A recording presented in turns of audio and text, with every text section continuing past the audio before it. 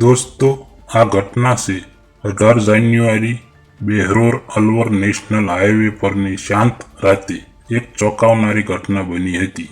Park હોસ્પિટલના gate સામે medical સ્ટોરની સામે કોઈનું મૃતદેહ મળી આવ્યું હતું. પહેલા એ હત્યા કિસ્સો લાગતો હતો, પરંતુ સીસીટીવી ફૂટેજ અને પોલીસના તપાસે દફનાયેલ અનેક રહસ્યો ઉજાગર કરી દીધા. પોલીસે સીસીટીવી ફૂટેજ તપાસી અને ચોંકાવનારા દ્રશ્યો ઝડપ્યા. મેડિકલ સ્ટોર સામે 17 જાન્યુઆરીની રાત્રે 3 વ્યક્તિઓ લાશ મૂકીને જાય છે. આ માહિતી પરથી આરોપી રેખા, તેની પુત્રી કોમલ અને રેખાના પ્રેમી રાજકુમારને પકડવામાં આવ્યા. પણ આ હત્યાના પાછળનું કારણ જ હજુ સુધી લોકોના શ્વાસ રોકી નાખે છે. કિસ્સાની શરૂઆત થઈ હતી 3 વર્ષ પહેલા. કોમલ ગુરુગ્રામમાં રહેતી હતી અને ત્યાં તેની મુલાકાત રાજુલા રાહુલ સાથે થઈ હતી. રાહુલ એક ટેક્સી ડ્રાઈવર હતો. આ મુલાકાતે એક પ્રેમ કથા જન્મી. કોમલ અને રાહુલ લિવ ઇન રિલેશનશીપમાં રહેવા લાગ્યા. બધું સારું ચાલી રહ્યું હતું, પણ તે જીવન લાંબુ ન ચાલ્યું. કોમલ રાહુલને છોડી પોતાની માતા રેખા પાસે આવી ગઈ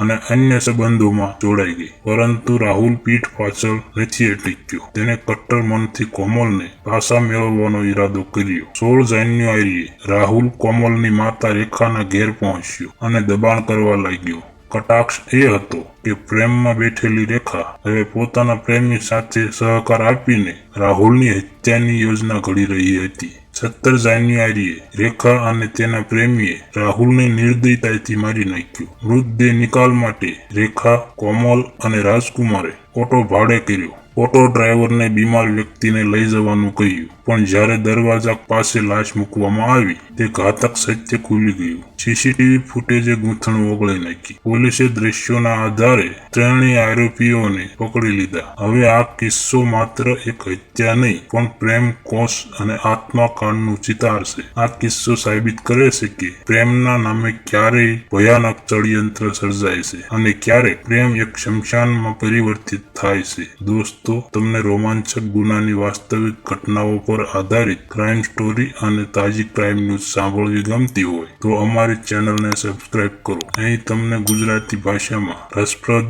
અને ભરપૂર ગુનાની કહાનીઓ સાંભળવા મળશે અને ગુનાની દુનિયાના દરેક પાસાને સમજવાનો આનંદ મેળવો.